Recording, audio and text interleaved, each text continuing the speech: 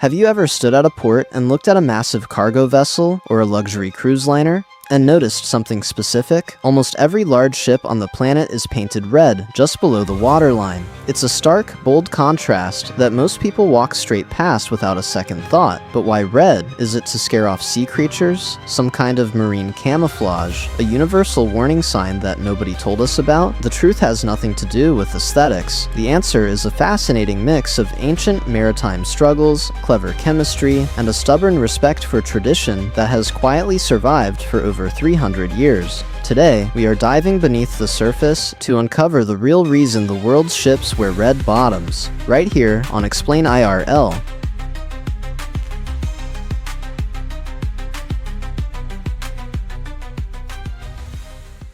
To understand the red paint, we need to sail back a few centuries to the age of wooden ships. Back then, crossing the ocean was a slow, dangerous journey, and a slow-moving wooden ship was essentially a giant floating buffet for sea life. The moment a vessel hit the water, it became home to algae, seaweed, barnacles, and a particularly destructive creature called the shipworm, which, despite its name, is actually a type of clam. It bored directly into the wooden hull, hollowing it out from the inside. Ships that weren't maintained carefully enough simply fell apart at sea. In the maritime world, this buildup of marine organisms is called biofouling, and it was far more damaging than it sounds. A heavily fouled hull could lose up to half its speed. In an era where speed determined whether you survived a naval battle, outran a storm, or won a critical trade route, that wasn't an inconvenience. It was a matter of life and death. Sailors desperately needed a solution, and for a long time, none of them worked well enough. By the late 1700s, shipbuilders finally found something that worked. They began sheathing the bottoms of wooden hulls in thin sheets of copper, and it was remarkably effective. Copper is a natural biocide. When it interacts with seawater, it releases ions that create a toxic environment for marine organisms.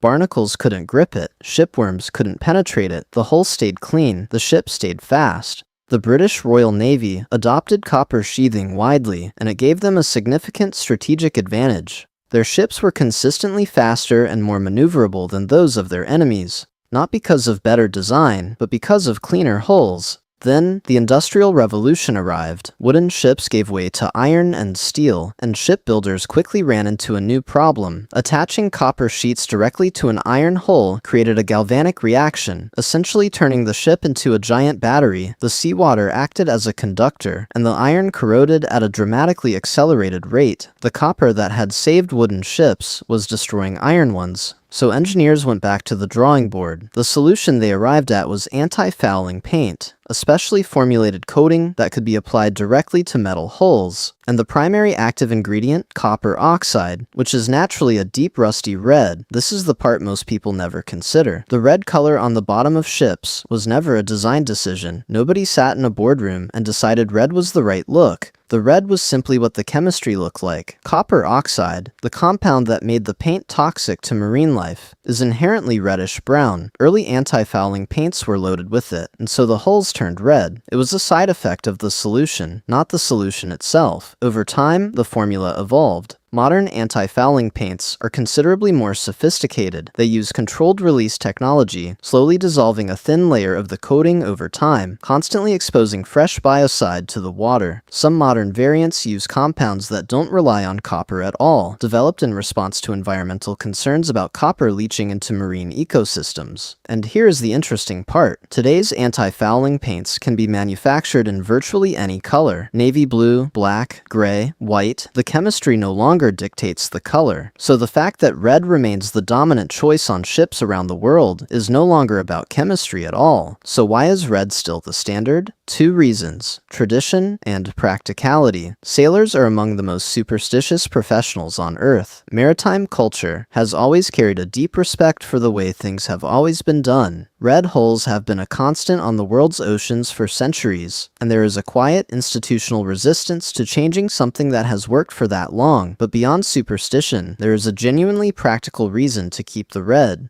That stark contrast between the dark upper hull and the red lower hull creates a precise visual horizon line around the entire ship. It makes it immediately clear to the crew and to port authorities Exactly how deep the vessel is sitting in the water. This matters because of something called the plimsoll line, the series of markings on the side of a ship's hull that indicate the maximum safe loading depth. If a ship is overloaded and sitting too low in the water, it becomes dangerously unstable in rough seas. The red bottom, visible from the dock, makes it easy to see at a glance whether a ship is within safe limits or dangerously close to the line. It is 300 years of tradition, serving a very modern safety purpose.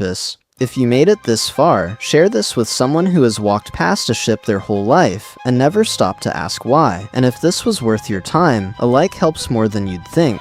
The next time you see a ship resting in the harbor, you will know that bold red line is not just paint. It is a 300-year-old legacy. What started as a desperate fight against wooden worms and barnacles became one of the most quietly enduring symbols in the history of human navigation. That is Explain IRL. I will see you in the next one.